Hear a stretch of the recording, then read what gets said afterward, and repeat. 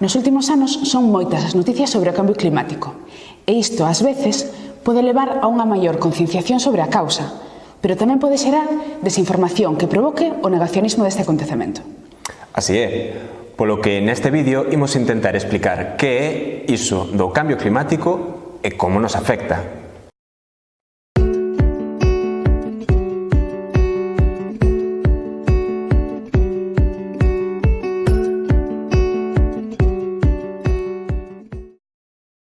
O cambio climático é o proceso da variación global do clima na Terra.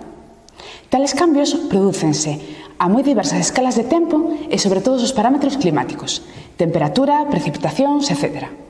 Na historia do noso planeta, estes cambios débense a causas naturais e nos últimos séculos tamén á acción do ser humano.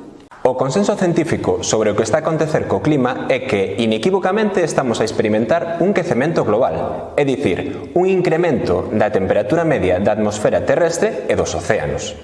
As temperaturas sufriron unha suba dende finais do século XIX debido a diferentes actividades humanas que causaron o aumento da concentración de gases de efecto invernadoiro na atmosfera. Nos gases de efecto invernadoiro podemos distinguir vapor de auga, dióxido de carbono, metano, óxido de nitróxeno, ozono ou CFCs. E menos estes últimos, os restos son naturais, o que quere dicir que xa existían na atmosfera antes da aparición da nosa especie. Porén, dende a Revolución Industrial, producíronse sensibles incrementos, sobre todo de dióxido de carbono, por diferentes causas, como a queima intensiva de combustibles fósiles ou unha agravante de deforestación que limita a capacidade regenerativa da atmosfera para eliminar CO2. Compre dicir que o efecto invernadoiro non é algo malo, pois o que fai é absorber as emisións infravermellas do Sol e impedir que escapen cara ao espazo exterior, de forma que as temperaturas medias do planeta aumentan, é dicir, sen este efecto probablemente a Terra sería unha bola de xeo e seguramente non estaríamos aquí. Pero se a cantidade de gases é demasiado grande, é de esperar que o mundo se pareza ao interior dun coche que quedou ao sol todo o día en pleno verán. Sobre o cambio climático, tamén hai quen afirma que o quecemento global se explica polos cambios de actividade solar, pero non é así. É certo que os ciclos solares, que duran uns 11 anos, afectan as temperaturas e o clima na Terra.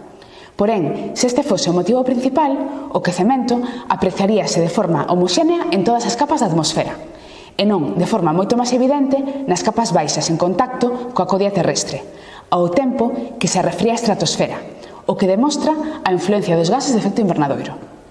O quecemento global trae consigo efectos que xa estamos a vivir, tamén no noso país, como por exemplo secas sen precedentes que nos deixan ao borde do colapso hidrolóxico, visitas de furacáns ou diluvios que causan importantes inundacións. É necesario ser conscientes da situación na que nos atopamos, comezar a tomar en serio o noso papel no cambio climático e facer algo ao respecto. Se o impacto do cambio climático acaba sendo moi forte, estamos preparados mediante as transicións cara a enerxías renovables, eficientes e que contaminen menos, poderemos evitar e aplacar bastante as súas consecuencias. Pero se polo contrario pensamos que non pasará nada e que podemos seguir co modelo de consumo e explotación de recursos actual, as vindeiras xeracións terán todo o dereito a botarnos en cara que non actuamos a tempo. Se che gustou este vídeo, compárteo coas túas amizades e lembra que nos podes atopar en praza.gal e nas redes sociais de Praza Pública. Abur! Abur!